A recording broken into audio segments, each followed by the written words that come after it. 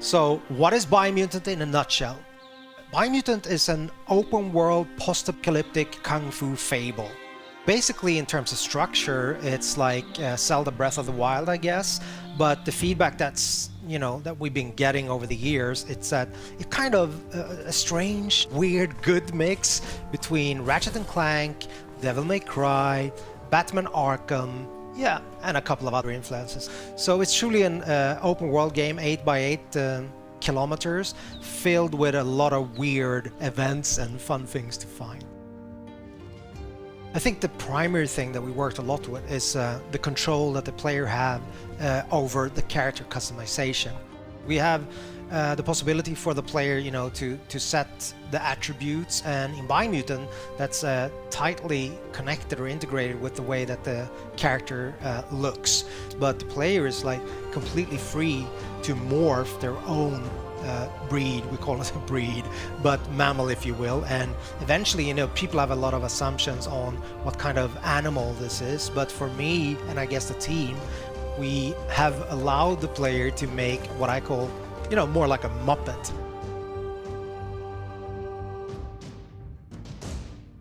And with character customization, it goes all the way down to crafting bits onto your clothes or hats or pants or whatnot. I guess the most important thing is the arsenal of the weapons. I mean, it's an action role-playing game, right? So we're focusing on the action parts of, the role-playing aspect.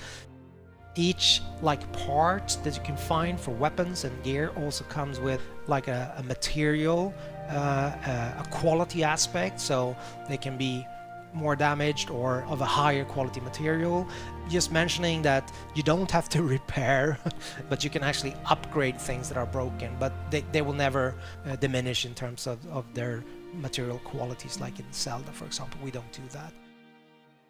In the game, you have 6 different tribes, so they're all composed of, a leader, a Sifu, if you will, that have mastered a specific Wang Fu combat style and trained his disciples in that. So these tribes are now in conflict. Basically, there are 3 tribes that have what we call a light aura. So basically a good karma, if you will, if you want to paint it black and white.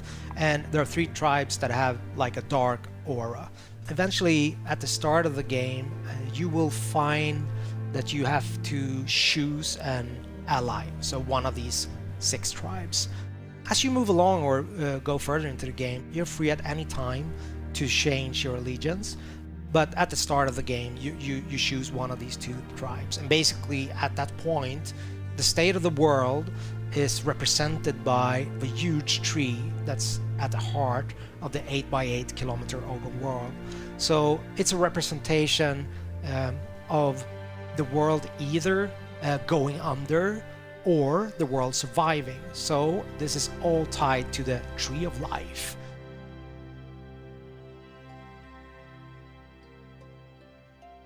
A light or a tribe, they want to save the world, so make sure that the tree survives, and also then uniting the other tribes, whilst allying with dark or a tribe would mean the opposite. They believe that the only way that you can move forward is to make sure there's kind of a cleansing, I guess. So making sure that everything that's bad in the world kind of goes under, so you have a rebirth and start anew, if that makes sense. So you're very free to make this choice, but also bear in mind that that will affect the ending of the game. Obviously, game being called Biomutant has to have some form of mutations slash abilities, right? There's quite a wide range of them. Primarily, we have the biomutations, so those are kind of more physical abilities, if you will. For example, you can spawn a mushroom in front of you.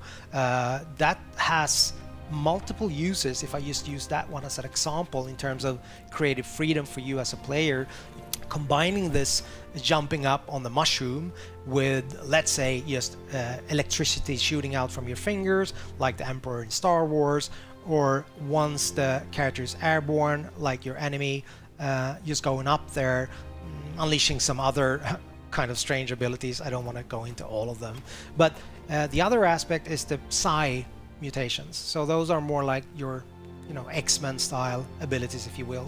Like, for example, levitate, which again can give you both exploration opportunities, but also then you can use it in combat in conjunction with other abilities, and obviously ranged combat. So that will give you an advantage, I guess. You're wanting to keep on exploring the world because you're wondering what's going to be, you know, around the next corner. And I guess the hope that we have as a group, as a team, is that that's going to be the unifying factor in terms of people playing the game and giving us feedback, that it's notable that the game has a soul or a vibe that is a little bit unique and special. That's my highest hope for the game, I guess.